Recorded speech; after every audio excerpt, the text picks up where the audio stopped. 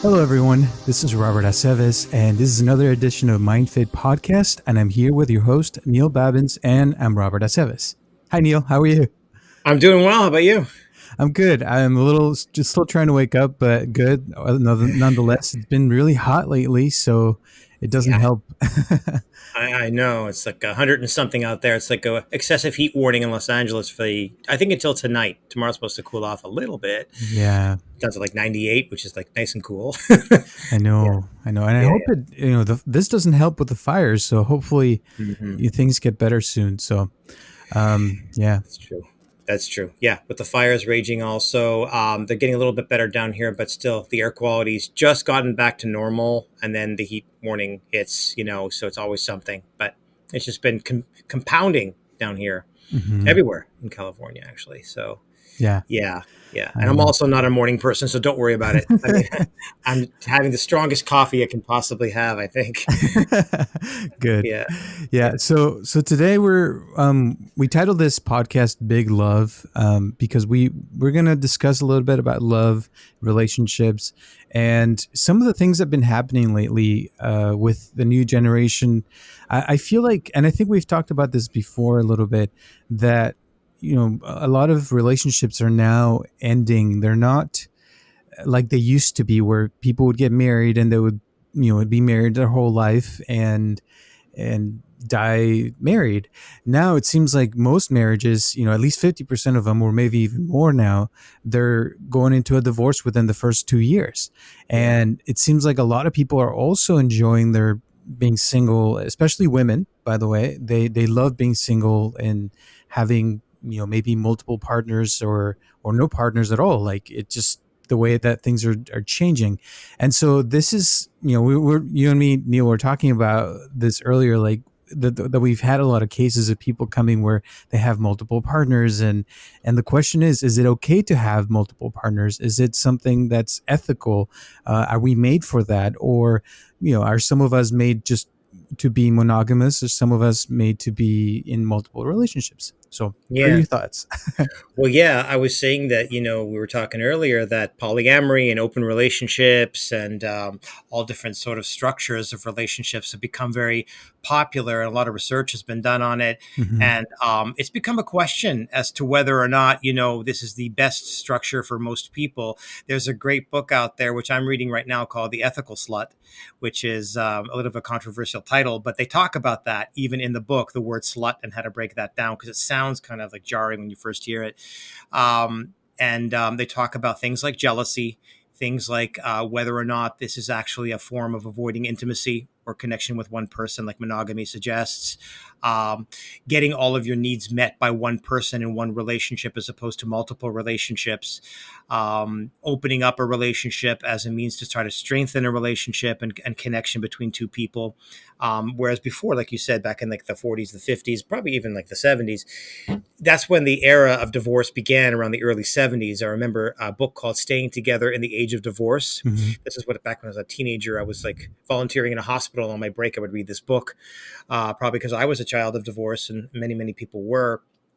And the idea there in the 70s, the philosophy was you have one marriage, you have one shot, Hmm. basically. Yeah, you can get married again, but somebody who was married a second time or a third time, that was a real stigma back in the day. Yeah. uh, and divorce was not a thing prior to the 70s. If you were divorced, I remember my parents were divorced, and I think other than one other couple that we knew of in our community, they were the only ones that were, and it was a stigma. I would go to school and be embarrassed. I'd be ashamed. I'd be have my head down about it. People would ask me questions about it all the time. It was really like whispering. You know what I mean? Like people Hmm. whispering about my parents being divorced of all things.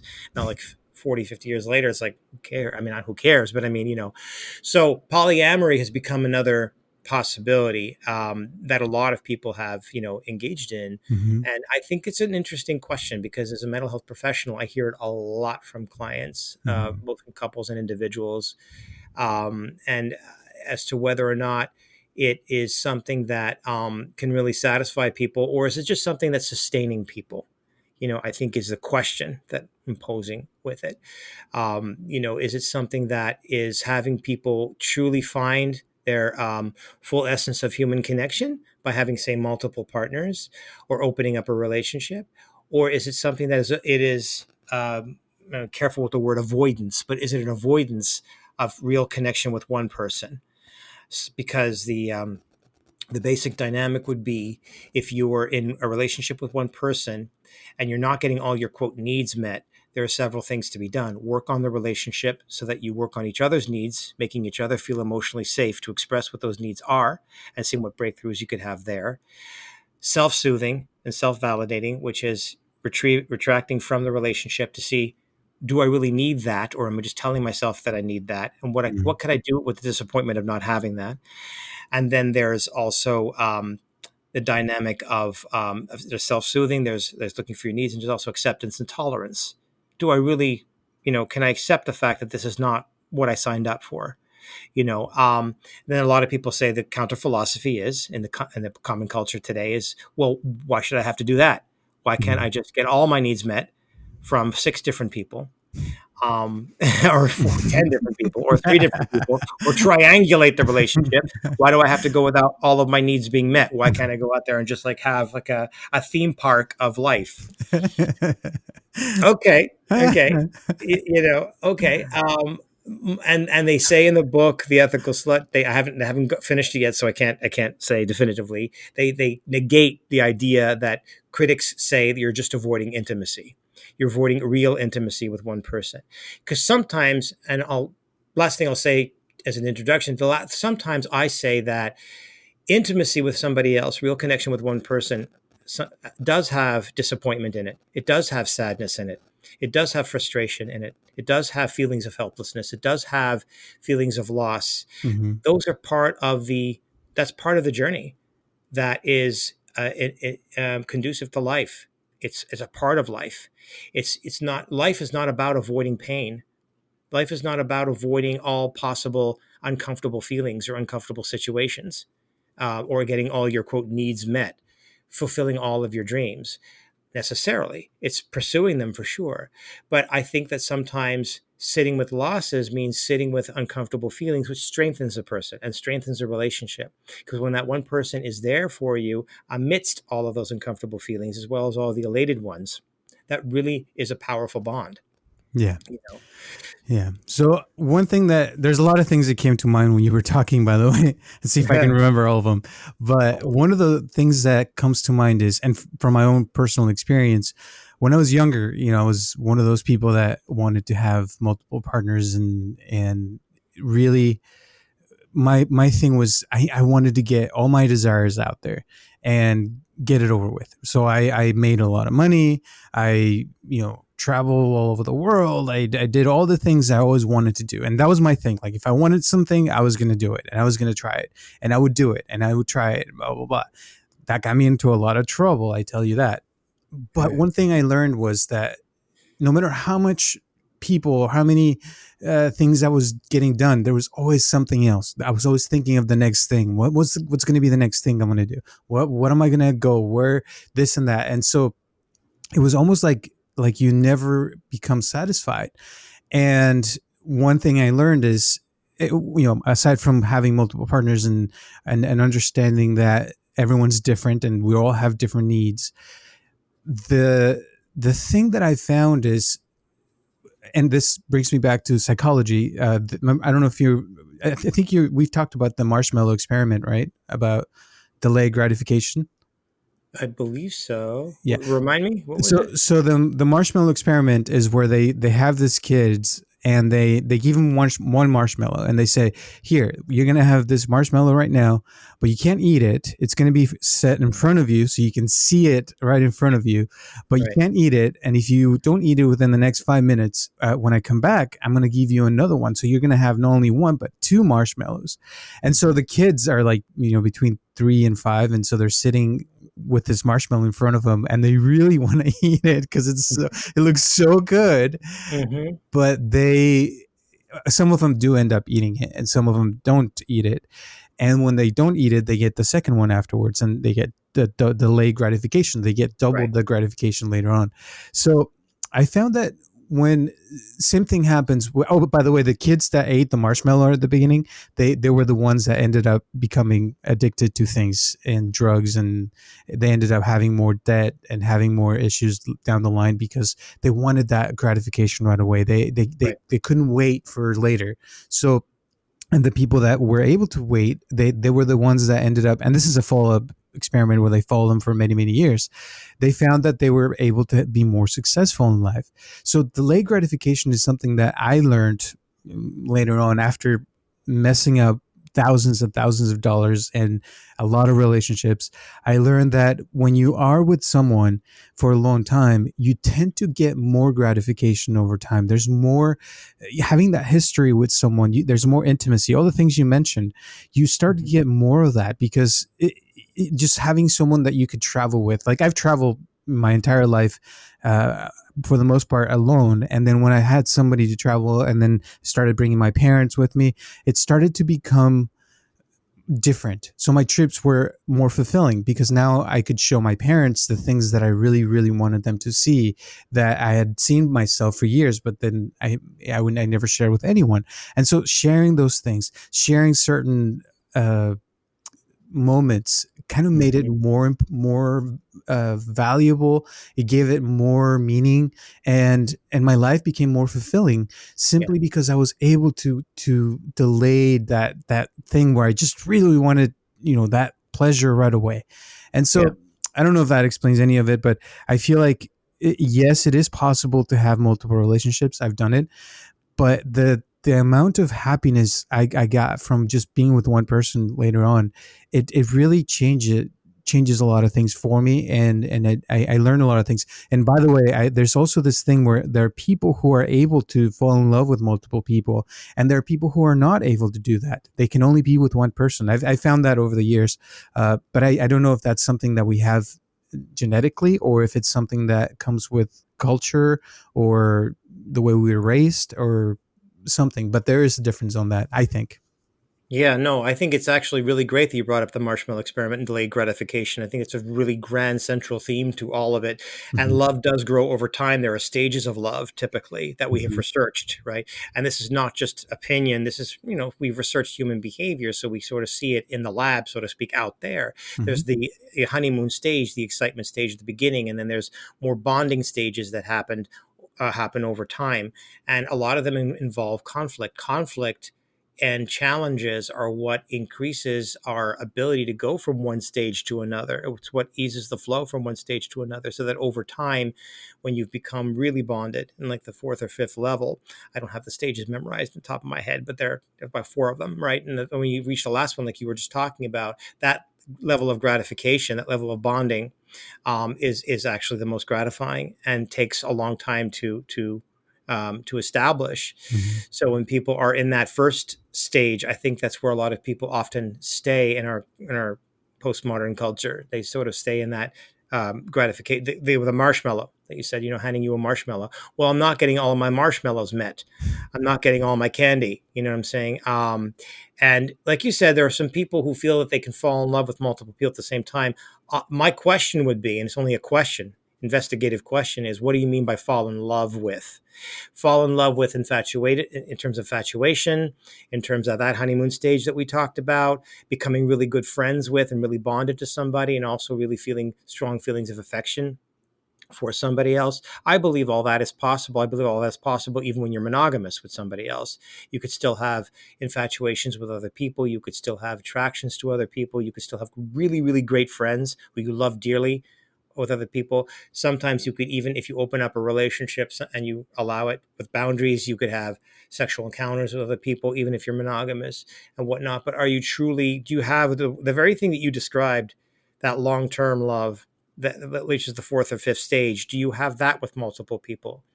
I think that is a question that I put out there for people to really ponder. It would be really great if we had somebody on our show now who was polyamorous, who had lived that life for decades, even the authors of the book, The Ethical Slut, if they could be here to counter, or to add to the conversation to what we're saying, because we're basically throwing out, these ideas. But it would really be great if they were actually here to, or someone was here to represent that, because I'm suggesting that because I also went through my own period of development, and That's a nice way to put it. nice way of putting it. Yeah, yeah. Developing myself, searching and whatnot. Recently told my family I have a sister who married at 18 Mhm, and had children and grandchildren, and that's it. That was her experiment, but she's really happy with that choice. I, genetically we're related, but at the same time, I was very, very different. I mhm, did the opposite, and I also went out there and lived my needs, so to speak, and did a lot of experimenting, safely, but nonetheless, I did, and as it turns out, what I'm left with now personally is a feeling that I want to be connected to one person. I mhm, want to bring it down to that strong connection that you're talking about. But I did, go out there and see and find out who I was through that experimentation. But at the same time, there's also the theory that in the hookup culture, or in the marshmallow culture, which we can also call it, mhm, what happens is that a person one of the theories is that a person really does want connection, strong connection, and looks at sexual encounters or hooking up as a way to validate that need, that emptiness. mhm, Same thing with sometimes in certain polyamorous cases, I believe, or open relationships. You see something you like, you're attracted to, you're drawn to, you don't feel your partner that you're with can particularly give that to you. So you're drawn to that as a way of validating something in yourself that is feeling empty. You go, you have that validation. It's great for an hour, it's great for a week, it's great for a month, or whatever it may be. And then after that, you walk away from the hookup. If you notice, when the person leaves your house, or you leave their house, there's that drop. There's that drop in the center of your stomach down back to the emptiness, and the emptiness actually gets larger. It's like a colander. No matter how much you fill it with water, it's going to go right through the bottom. mhm, So what do you do? You go back to the apps, you go back to the clubs, you go back to the hookup sites, you go back to the party where you're at with all those people, because you're in an open relationship now. So how exciting, you can sleep with anybody as long as you tell your partner about it. And you once again seek that validation, and it becomes that cycle. It just loops and loops and loops around. You're never going to get yourself satiated or satisfied. You're always going to end up feeling empty. Where some people might argue back that no, I feel completely satisfied with what I'm doing. But that's the theory. That's the theory of the hookup culture, is that there's no way to validate yourself through that. You're always going to end up feeling that something is missing. And of course, that's on the extreme end, the hookup culture, because we bring it more to the center when polyamorous people would say, well, I can get all my needs fulfilled from 5 different people. But then there's the, hand it over to you, because then there's the theory of avoiding intimacy. Because if I don't get what I need from you, I'll just go over here. If I don't get what I need from person A, I'll go to person B or person C or person D, as opposed to concentrating on person A. How do I get my needs fulfilled? Do I need those needs fulfilled? Can I self soothe that? Do I really need that? Can I accept and tolerate for right now the marshmallow theory in the moment that I don't really need that in the moment? Like you said, delayed gratification. I may get it down the road and love will grow. Or do I just have to, open up the relationship with my partner and maybe have one experience where I see, what? I did what I thought I needed. I didn't really need that.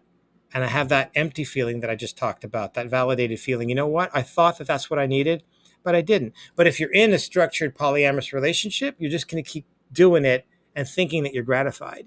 So, anyways, it can get really confusing, I think. But yeah, You know, one thing that comes to mind. Oh, and by the way, when you talk about hookups, I think I yeah, mentioned this before, but there's a statistic that apparently the new generation hooks up between 10 to 15 times with someone before they actually start dating or going on a real date. And so it's kind of like you're testing the the waters before you drive the car, or you before you lease the car, you get to drive it ahead of time. So I don't if you're know. driving on the water, you have a really big problem. Yeah, Sorry, I'm I get, trying to. I get it. Yeah, Yeah, you know yeah, what I mean.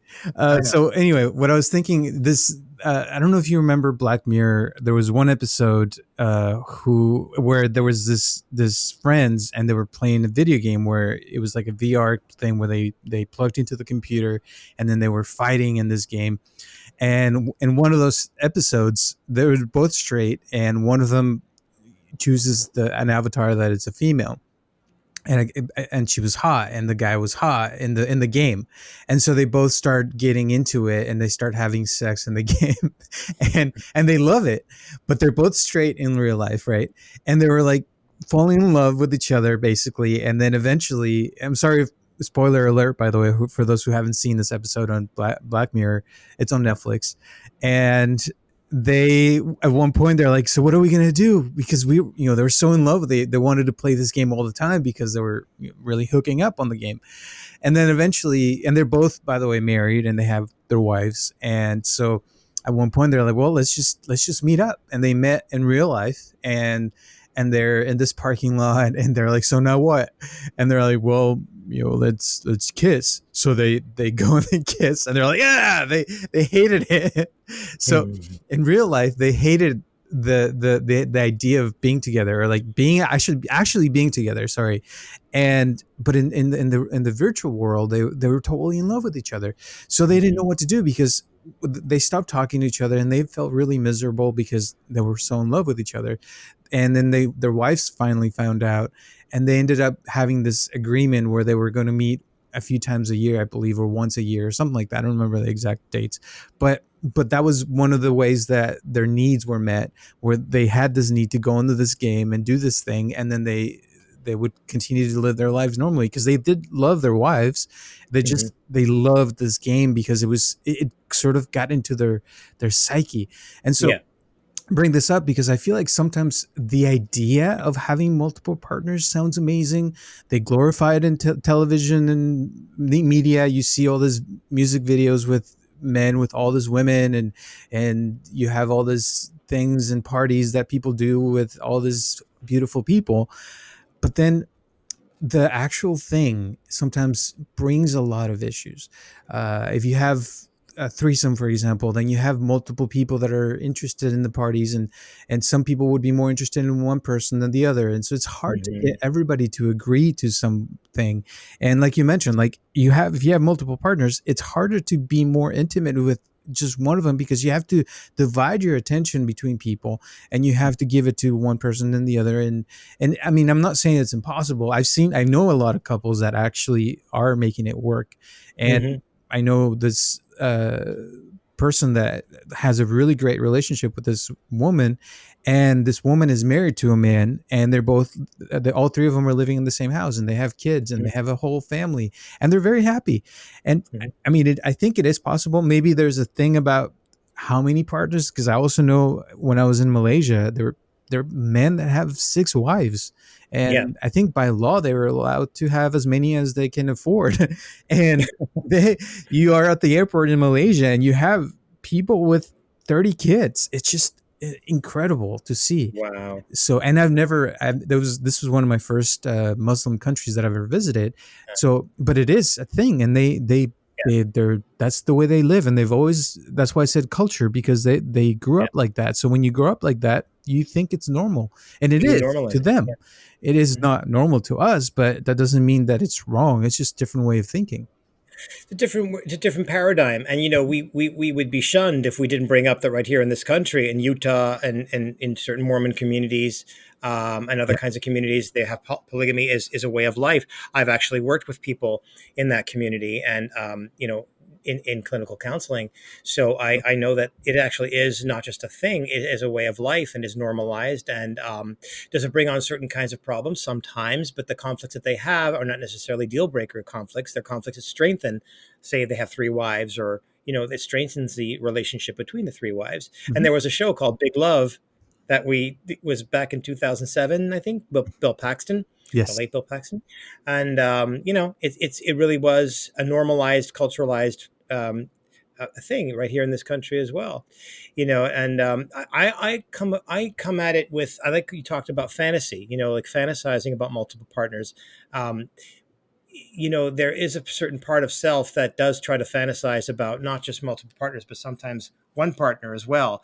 When somebody's emotionally unavailable, Mm-hmm. we tend to develop a part of us that is longing, a part of us that has hope that, could be a tricky thing, because that hope can also um, include denial if we're Mm-hmm. hoping for something. Hope can be, something where there is a possibility of something happening, but hope can also be a way of blurring vision. And then there's the fantasy of something happening. So I call it the triad. There's the longing part, the part of you that longs for something because of previous wounds. There's part of you that fantasizes about something happening, making it happen, like you talked about, and hope, which is sort of puts you in denial. And then Mm-hmm. I also talked to a lot of clients about, when we talked about needs, getting needs fulfilled. Like, shouldn't I get all of my needs met? Is the theme of the ethical slut. Why shouldn't I? You know what I'm Right. saying? Because what are needs? I put it on a spectrum, right? There's a deal breaker, meaning if I don't get that met, that's just not going to work for Mm-hmm. me. And then there's like a red flag area where it's like, this has to be worked out at some point, because I'm not sure that, I'm pretty sure I can't go on with this and live with this long term if this doesn't get worked out. Then I call it the orange flag. It's like, well, this could become a problem in the future if I don't take a look at it, or we don't take a look at it now, but it's something that isn't going to break the ice right now. It's not going to break the whole bridge right now, but it may in the future. And then there's a yellow flag, where I kind of prefer that wasn't the case. If I had my druthers, if I had my preferences, I would prefer that wasn't the case, but I could live with that. I could accept and tolerate that if that's what it is. So knowing what your needs are along that spectrum, and also that spectrum can change. Mm-hmm. What your needs are now, they might change later on. And that could lead to conflict. So conflict leads to working on communication, as your needs change. But you change together, you don't change apart. That's the essence of, you know, connecting in a monogamous sense. Mm-hmm. So if you do change, you change together, not apart. Because they also bring up in the book, one last point, they bring up about jealousy. One of the authors says, well, isn't that going to, like you said, isn't that going to bring up jealousy if we have multiple partners or open relationships? Well, yes. But they also say that jealousy, a certain amount of jealousy, is not necessarily a bad thing. It's a feeling, it's an emotion. You could Mm-hmm. sit with jealousy, you could be with jealousy and process it. And I haven't finished the book, in all fairness, but what I would say to them is, okay, fair enough. If that's the case, how come you can't sit with other emotions like disappointment, like sadness, like frustration? How come you can't sit with other emotions, that the lack of certain needs being met, unquote, like as if all of our needs need to be met all the time, unquote? How come you can't sit with that? If you could sit with jealousy, which is true, you can sit with it, I suppose. You could sit with any other emotion that may come up and then work it through, either with yourself or with your partner, Mm-hmm. you know, or with somebody else, a third party, if you want to talk to somebody else. So, absolutely. But how come jealousy is a more um, is a more appropriate emotion than any other emotion that you might experience if you're with somebody and you're not getting all of your quote needs met? Because I just think we're living in an era, pre-COVID especially, where all of our needs, we feel that all of our needs need to be met. Every single thing that we dream of, everything that we crave, the marshmallow, every single marshmallow, every single candy in the candy store should be ours. We should pursue it and receive it. I just put out there the question, is that really the best way to qualitatively live your life? That every single thing that you think you need, you have to attain and acquire, Mm-hmm. especially from one person or from multiple people. Is that necessary? Yeah. In, in One thing that comes to mind with all that is part of my Zen training. When you meditate for a long time, the idea is to kill the ego, because according to Buddhism, the reason why we suffer is because we have that desire for things, desire to go here, desire for having a title, to be someone in life, and we think of all the things that we want, and things sometimes don't happen the way we want them. For example, the moment we're born, we are already accepting that we're going to die someday, and we're all going to get old and get sick and all these things that come with life. And so when we don't want to accept that, it causes suffering, causes pain. And so when it comes to relationships, the moment we start dating someone, we are already accepting all the packages that comes with that you mentioned earlier, that we have fights, it's going to be disillusionments and things that are going to happen with that person, and arguments, things you're not going to agree on. but that's a part of the relationship thing. Now, yes, I think jealousy is part of that ego. When we are dating someone, when we feel like we own that person and we want to control them and we want them to do what we want, that's where most problems start. And I feel like in order to have multiple partners and to really truly love someone, I think, to me personally, the idea is to allow them to be, right, and to love them and let them be, and that's the biggest love you can give. Also, love to me, one of the most amazing definitions I've learned over the years is, aside from acceptance, is also spiritual growth. When you love someone, you feel like you're growing spiritually, like they're helping you to grow and become a better person. Usually true love adds to things and makes things better. If you're with someone in their life and and being with that person brings you down and it's making you less of a person, that's not true love. That's all the other stuff you mentioned about having this, I don't know what you would call it, like caprice, is that the word?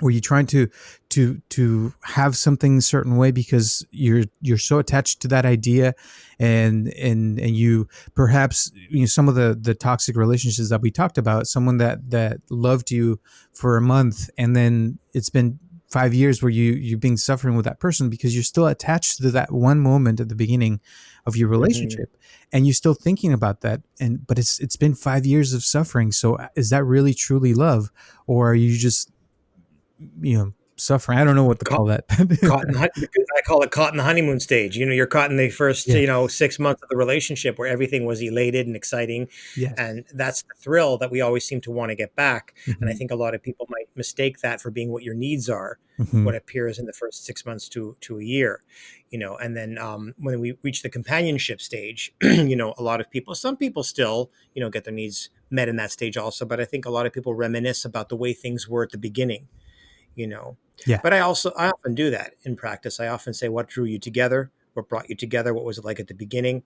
A lot of people go right to the honeymoon stage, but then try to bring them to the companion stage, the second era, after the first 6 months that you met, after all the highs came down into the more middle area. What started to happen there when you started to bond as companions, when you recognized you wanted to be together, Hmm. so Yeah. And going back to what I was saying, if you love someone and let them be, and they let you be, I think that's one of the best relationships you can be in. And the idea is to grow together, to grow personally, to grow yourself, your core values together. Usually if they match, then you have a good relationship because you have the same values together. And over time, things tend to get better because, again, you know each other and you trust each other and you have someone there for you. And it's been proven that having someone next to you tends to give you more life over the years. Even if it's a bad relationship, you get more chances of living longer, anywhere from 10 to 15 years, simply by having someone next to you. But if you're going to have someone, why not have someone that actually matches you, and someone that you can feel that love with? And so I know there's a lot of different ways of living life. I don't think there's only one way. I think we all find our own path, and I respect whoever wants to live alone or wants to live with multiple partners. It's your choice. I do believe, though, that there are things we can do to improve our relationships, especially with ourselves. And again, going back to the ego thing, if we let go of that ego and become more loving towards everybody, then I feel like it would be easier to find that love, especially if you love yourself. If you love yourself and you show that love to yourself, you're not going to allow yourself to be in a bad relationship. You're not going to allow yourself to do things that will harm you. And so that is true love, is starting with ourselves. And then once you have that, then it's easier to just give it to somebody else. That's my advice. Absolutely, absolutely. Beginning with self-love, I like that. Starting with a sense of you, of who you are, and what Mhm. you have to give. And I also like what you said. Just having somebody beside you. When it comes to bad relationships, though, I think that's where the age of divorce sort of led to the question of of happiness and fulfillment within relationships, which may have led to the movement that we're talking about now, as a solution to what happened in the 70s, so to speak. So, but I think there is a middle ground. I think there is a way to, to find. I mean, again, it's up to each person what works for them. Mm-hmm. I think that it's an option for everybody to do at least examine what works best for you, Mm-hmm. but not to assume that we have to. I think we have to understand the culture of the times at the same time. Yes. Do I need to get all of my needs met all of the time? Is that necessary? And I think we've seen from current lockdowns that we can shift a paradigm if we have to. Mm-hmm. What if you can't do all of the things that are out there? I'm not saying it's enjoyable at the beginning. It was certainly difficult. But what if you can't do all of the things at the beginning? Your paradigm shifts, your priorities shift. What if you only had one person beside you for the rest of your life? What would you do? Mm-hmm. You'd survive. You'd get through it. You know what I mean? Yeah. So just because it's out there, just because the candy store is full, it doesn't mean you have to visit every single aisle, Mm-hmm. every single time you're in there and fill your basket up to the top, Mm-hmm.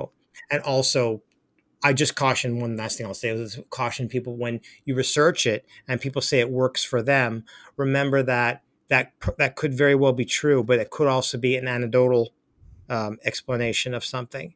I know one person who's in a polyamorous relationship and they're very happy. Terrific. You got to dissect that to know if that would actually work for you. Mm-hmm. What I'm saying? Know all of the research and know yourself well enough to know if that's going to work for you just because it worked for somebody else. Mm-hmm. It does work. Polygamy has been around for a long time in many, many, many, many cultures. So, but that doesn't necessarily mean that's the anecdotal solution for you just because it's out there. Yeah. So, And one last thing I'll say too is if you're going to be in a relationship, there are multiple ways to do it. Obviously, one would be when what we call a relationship based on sex. So everything is based on the sex, and if sex is good, then you go for it, and it's great. But then there's also a relationship that is based not on sex, but more of a companionship where you can actually get along with the person and talk and have conversations and hang out and do a lot of things together that don't involve sex. So those are usually, personally, from what I've seen, the ones that last longer, because when it comes to sex, a lot of people eventually, with being with the same person for a long time, it can get a little old sometimes. But I mean, I'm not saying that's necessarily true, but it could. And if you have things to talk about, things to communicate with, then that tends to make things better in multiple ways. So keep that in mind. Any last words, Neil, before we end today's podcast? yes, just going to say we can do a whole podcast on the difference between sex and intimacy. That's Yes. another thing. Yes. That when we talk about needs, a lot of people bring in sex as being one of those needs. When you open up a relationship or get polyamorous, go polyamory, people are thinking a lot of times they don't acknowledge this, but they're thinking about sex. Mm-hmm. Sex and intimacy, they can be and often are intertwined, but they are not the same thing. Yeah. So that's That is something true. to keep in mind. Okay. Thank you, Neil. Thank you for everyone for listening. And remember, we're here every Tuesday at 6 p.m. Please subscribe. If you're watching us on YouTube, you know what to do. Wherever you listen to your podcast, you can also subscribe. Leave us a review if you can. We'd love to hear from you. Any questions, any comments, concerns? What do you think about this subject? Please let us know. We would love to hear from you. We already have a lot of people doing that, so we really appreciate that. Thank you to all the people who've been donating as well. We really appreciate that. And all the people that are listening now all over the world, thank you. Thank you. Thank you. Really appreciate that, and hope to talk to you soon. And I'll see you next week, Neil. Bye. All right. Sounds good. See you next week. All right. Bye. Bye.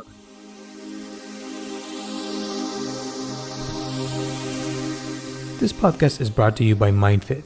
Please help us to share this podcast with your friends and family to grow this community. And if you'd like to donate to this podcast, or if you'd like to share your comments, questions, or concerns, send them to mindfitpodcast@gmail.com, or you can call us directly at 714-328-4661.